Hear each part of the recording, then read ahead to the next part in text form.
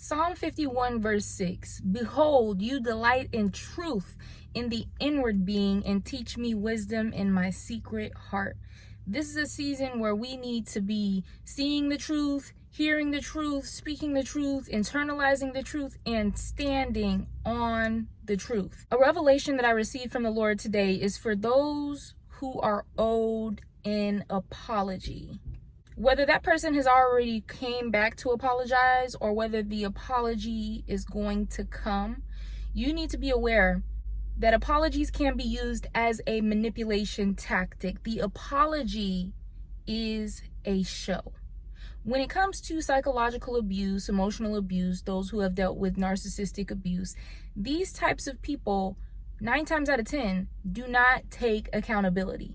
So for them to even come to you and apologize, it's most likely self-serving. They're trying to make a last-ditch attempt to save their reputation or preserve their image because maybe people around them have started to see the validity in your decisions, in your experiences, and in your choices, whether it have been to go no contact, low contact, you've distanced yourself, whatever the case may be.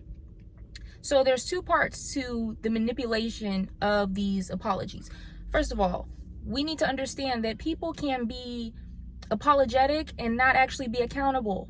Same thing applies to repentance. Repentance is not true repentance if it doesn't result in a changed behavior, in turning away from your sin. Someone could be sorry but not truly repentant. Someone could be apologetic and not truly accountable. The fruit of a true apology is going to be changed behavior.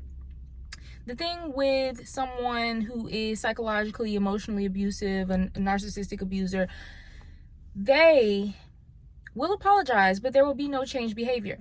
And so you can stick around and see if they change or not, but my advice would be to listen to your spirit and your discernment. If you are able to perceive from the beginning, this is a show. This is a manipulation tactic. You can just nip it in the bud and don't even go through the process of being manipulated and re-traumatized. Because the second aspect to this apology is going to be that the enablers of this abuser will create a smear campaign and a narrative about you if you do not reconcile with this person. Because the emotionally immature correlate forgiveness with reconciliation. If you are emotionally mature, then you understand that forgiveness does not equate to reconciliation. Just because you forgive someone does not mean that you have to let go of your boundaries. It doesn't mean that you have to be in close connection with them again. But emotionally immature and narcissistic people do not respect boundaries. They don't understand boundaries. So they will expect for you to let go of all of your boundaries as a notion of accepting their apology and forgiving them. I can accept your apology, I can forgive you, but that doesn't mean that I'm going to let go of my boundaries. The thing is that we really have to be wary of is that the apology will probably feel good. You're finally getting them to acknowledge your pain. They're apologizing, and especially if this is someone you love, a family member, whatever, what have you, you're going to want to reconcile with them, but you have to keep your discernment high and choose truth over the desires of your flesh.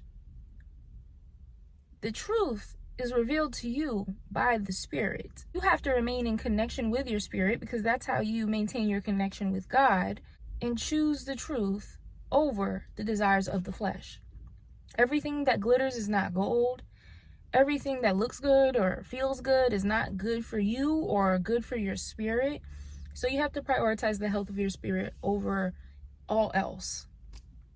With that being said, if you are desiring an apology and feeling like I'll finally feel some relief once they apologize, once they acknowledge what they did to me and what I went through, I'm going to encourage you to shift your perspective, because that apology that you think that your healing is dependent on could actually be An apology that brings additional manipulation and trauma into your life for you to heal from. And you can't afford that right now. You have worked so hard to heal and to overcome everything that you've been through. You can't afford to go backwards. Be weary of the apology if it has already come, or if it is soon to come, or if you don't think an apology is on the horizon, but it's something that you're deeply desiring.